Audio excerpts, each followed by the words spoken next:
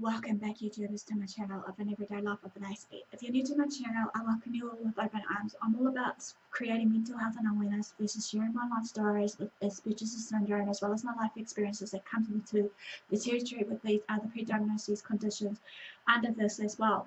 I also basically do some tips and advice along the way for you all based on some mental health topics or some other everyday health related topics, regardless what it may be, so that hopefully that we can just learn and grow from each other and understand each other one way or another, how we work together as a whole. Like I said before in my videos, acceptance is key here, in my personal opinion, to get along with everyone. I know for a fact that we may not guarantee to, as you say, agree to disagree or disagree to agree on every term of what we may, discuss, regardless of what it may be. But I just want to stress it, and I can't stress it enough, just to respect what I share, because it's just based on what I know and what I've experienced based on my everyday life with my condition, and just with these personal experiences that I share along the way. So just to be on the low cap, also just my name is AspieAnswersAll, or I'm known as Aspie from many of the ones that has been following me, and I'll just want to welcome you newbies to my channel. Previously, I just shared part 2 of the future for autistics. That obviously was a bit broad in the first part of the one for the future of autistics. What is it going to be entailing? So I decided to do it as a part 2, just to cover more in the perspective of those everyday subtopics that I have been, talking about with some, autistic people on the autistic community pages on Facebook, which I hope that we can just be able to clarify it and just make sure that we can be on the same even path somewhere along the way. So in that, for that second part of the future for autistics, part 2 that I addressed was basically the definitions of autistic versus basically the health, not the health as such, the services I should say, the education and workforce, basically. Also, like we were talking about in there, the autistic culture versus basically the autistic community, and politics based on the way of everyday things. That covered real short and brief based on how people see if autistics should have a cure or not, or what have you, as well as the differentiations basically of it all. And then I was talking about a little bit about discrimination, and then again, and that was humanity versus basically just human evolution based in the autistic world, obviously, of what I may see change or what is there at present that still is currently under development for us autistics. So look for the dirt, guys. Basically, before I run out of time, as per usual, I'm going to bring out the misconceptions about autism.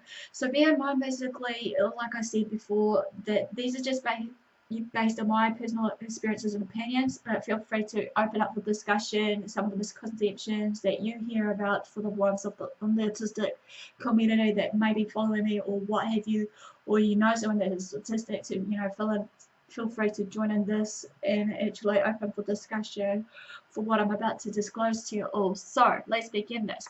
As a one-on fact that I want to abolish or get rid of some of these common misconceptions that we may hear about every day in our world of living for us autistics, or just anyone in general, like I have shared in some of these other misconception parts of the mental health. I went for that part of it. So I just want to just put it out there, and just hopefully within what I share on the facts or information I give you today, that you'll take away something and a base of your understanding and a bit of clarity, to what I'm sharing, because obviously many people may assume that or misconceive about certain things that they may hear about. So let's begin this before I run out of time. Misconception number 1. The misperception or misconception that many autistic may face or hear about is that us autistics may not want to marry, or they don't wish to marry. Okay, this in fact is not 100% true. Some of us autistics may like companionship, many of us may like having friendship along the way, as well as maybe being in a relationship, some of us not. But again, well different on the virtual scale of where we're at, maybe based on relationships and everything else, basically. Many do, however, seek out close relationships with people that are autistic and will eventually marry. Often they marry another autistic maybe, or they, although this may not always be the case, however, just to bear in mind though, autistic people are often attracted to other autistic people due to their shared interest or obsessions about what they like to do and whatnot. Sticking to their own, peer or group as that you want to call it maybe. But more often than not though, the attraction is due just to simple compatibility with the personality types that's available to us. This can be the same as for non-autistics, or as I call you guys, neurotypicals. Autistics who communicate has explained though that the companionship that they share is important to us autistics, as it is to anyone else however. Multi-generational autistic families may also have recently become a bit more noticeable however in recent years. Misconception number 2. It has also been commonly known or heard about that autistic people may live away from other people, such as a rural area rather than an urban area. Many autistics is this again is a give and take of this argument. Many autistics do happily live in a suburb or a large city. However, a metropolitan area can provide more opportunities for cultural and personal conflict, requiring greater needs for adjustment for us autistics, however. Parents and relatives of the autistic adults, however, strongly fear that their loved ones would be unsuspected victims of crime and fraud, and autistic adults are said to end up to be the target of hate crimes, which is a sad fact because obviously we need to just remove that and actually think that despite our behaviors, the traits that we portray out to you guys that are not autistic, or again, I'll address you guys that are NTs, don't assume that we're acting shift and we're not looking at you with the body language or whatever it may be, sort of thing, because in our own retrospect, we are paying attention to you. Many people may have that misconception about us, about we're not paying attention and we're just plainly just blunt or not, ignoring it. Okay, misconception number 3 is there's more to it than it meets the eye. Okay, yeah, perhaps due to a media focus on depicting autistic children through the perspective of their neurotypical individuals, however, of their loved ones, autism is really portrayed as anything more than a sum of difficulties with social interaction, misinterpretation of nonverbal cues, and of course, our meltdowns. But there are many less immediately visible aspects of the condition, such as our differences in sensory processing. Many are over or undersensitive to certain sounds, textures, brightness, so on and so forth, which are then acknowledged would explain a lot to this so-called strange behavior of ours. Number 2 is we have emotions, even if they're not always expressed in the way you would suspect or you would like us to share with you. Okay, as we know that autistics, some of them will struggle with the fact of socializing versus, knowing how to express their feelings and emotions, however.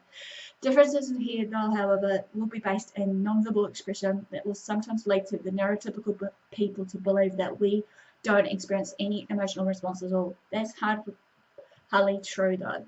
But they're there. We are still human. We just express it in a different way. Even if you can't seem to, see them when we're trying to express it, or in a way of maybe thoughts, words, whatever it may be. In fact, more recent research, however, has proposed that these traits may be due to the excess empathy of what we have in ourselves as autistics than the lack of it. Either way, we're not just robots and just tend to need to be oil and grease, to be the way you want us to be. Number 3, it's a lot more complicated than just high functioning and low functioning. As a society, we finally have been getting beyond the idea that one person, I'm looking at you, of course, Rain Man, can represent all autistic people. Again, that's not always the case. However, this is often replaced by the notion of 2 polar extremes of autism, high functioning versus the low functioning scale of it all. Even though, as I said before, I think I had mentioned about the high functioning and low functioning parts of autistics. But then again, bear in mind, if I haven't, I can explain more about it, but I'm just trying to bear in mind also on my part for what the people on the autistic community have said, that some of them don't like those terms, high functioning versus low functioning. So, but with the limited understanding of them do result in some people having their difficulties ignored, whilst others have their capabilities ignored. The autism or the autistic spectrum, I should read out, is so much more diverse than that. While some may need more support than others, however, we all have our own strengths and weaknesses, and no two people are the same, however, just like anybody else. Well, like you lots, just with different needs to different situations. Number 4, being able to handle something sometimes doesn't mean we can do it all the time.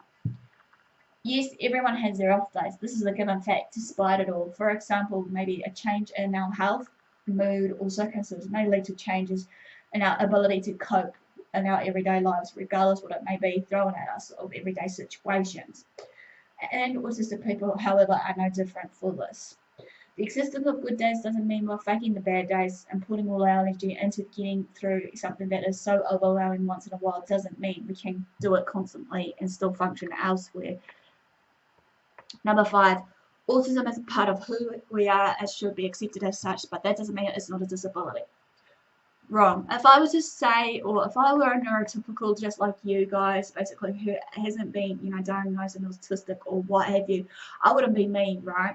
And I believe people like me should be accepted as autistic rather than trying to cure us into different people. As I said before in my previous video, basically on the perspective of the future for autistics, about the part where I mentioned about there are some people on that spectrum, basically, of all this controversial topic about, autism, about being cured or not cured, and being pro-cure or cure, or whatever the case may be. But then again, you got to remember that ever since now, the autism acceptance movement has grown in the last few years and is often accused of ignoring the very difficulties faced by those on the spectrum, however. But that doesn't have to be always the case. The social model of disability will argue that point that disabled people face barriers due to a biased way of thinking or actions towards and the way society is organizing us or towards one ideal of body and brain, rather than anything inherently wrong with the rest of us. Number 6, autism is a lifelong condition, so it's just not for kids. You see, media representation, however, of autism is improving, as I shared before in my video of, future for autistics, which we should be thankful for the social media platforms that we use, be it YouTube and all these, the advertising and every other social media aspects that come and roll into play for showing an awareness and understanding of autism versus every other, health disorders that comes up 9 times out of 10. But the main sole focus is still very much on young children, however, which is really sad. This means that many adults on the spectrum will go completely undiagnosed, unnoticed, unsupported, and the problems faced by autistic adults are widely ignored. For example, only 15% are in full-time employment, a statistic which ambitious about autism seek to change with the ongoing #EmployAutism campaign. Number 7. Well, 8, one of the two, bear with me on this. It's not just for boys either. At present, men and boys are greatly outnumbered by women and girls that are diagnosed with autism. Sad fact, but true.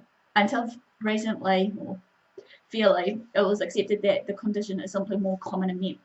However, in that gap now, it's beginning to close as professionals realize that many autistic women are going undiagnosed or misdiagnosed with different other traits of different health symptoms that I've shared right at the beginning of my channel. One explanation is that girls are socialized into masking the autistic traits, leading to the different presentation of what the autism world is really like. In addition, as is the case with many conditions, the international research into autism focused almost exclusively on males, leading to bias in the diagnostic criteria. Number 9. Very few autistic people are savers, but our interests don't have to be productive to be valuable. It's a common trope in media that many of us autistic may be maths obsessed or, being computer nerds, geeks, what have you, the like. The maths obsessed prodigy, however, can reel off as a massive list of prime numbers, the socially awkward genius who can remember English tales all the way back to their childhood. But almost only 1 or 2 in 200 people on the spectrum have that extraordinary talent to this form of degree. An intense degree of interest or passion will lie for something often that comes with autism, and many do make a career out of it for pursuing those interests. But even when this isn't possible or plausible, they can still be invaluable in making friends and coping with the challenges of being autistic in this neurotypical world where we're trying to fit in. Number 9, we don't know what causes autism, but it isn't the vaccines. This has been, again, like I said, a controversial topic, which I'm hoping to bring out more about this, the myths about it, all about, that the vaccines that's been introduced has caused autism.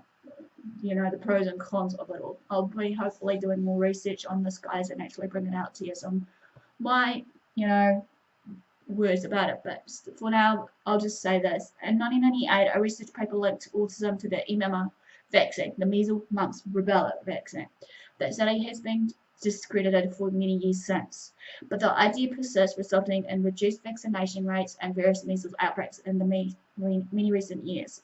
The vaccine's quotation caused autism myth is very dangerous, however. Measles can kill, and even if it was true, surely it's better to be autistic than to be dead from a preventable disease.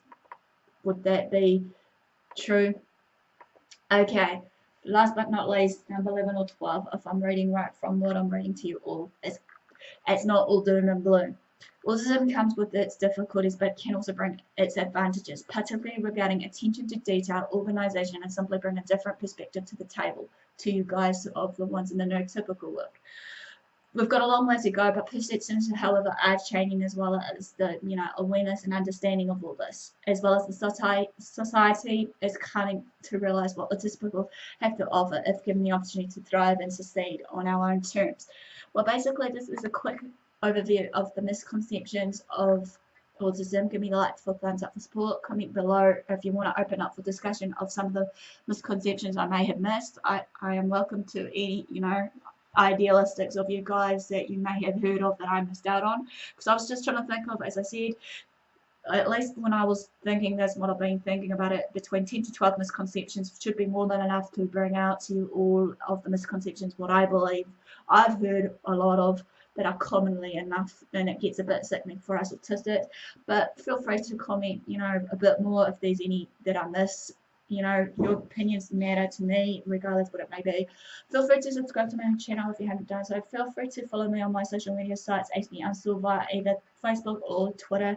Feel free to private message me if you feel the need or have to do so for any, maybe, I don't know, suggestions if you want along the way, or just to have someone to talk to about something that has been on your heart to share. So enough of the do, guys. Thanks for support. Thanks for watching. Do what you love what you do. Until next time, have a great day, and I'll see you again soon. At least